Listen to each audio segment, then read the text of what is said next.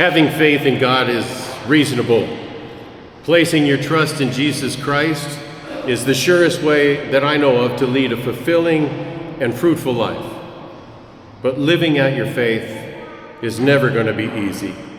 If it were easy, why would the apostles be asking Jesus to increase their faith while they're standing right there next to him, looking at him?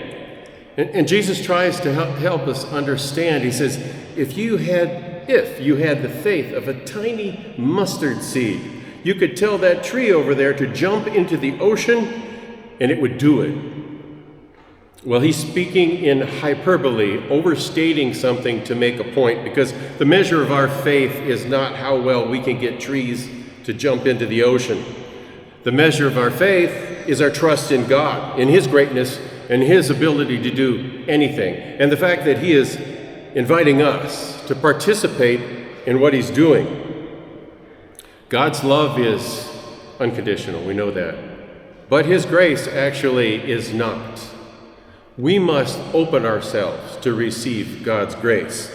So the more faith that we will practice in our lives, the more God will move in our lives. But how do we express that faith? Jesus here in the second part of the gospel says that we are to take on the identity of a servant. So much so that even if we have great success, things just really turn out right, we're going to have the humility to say, hey, I'm just an unprofitable servant. I was just doing what I was supposed to do. Faith begins with that kind of selflessness. The Son of Man did not come to be served, but to serve.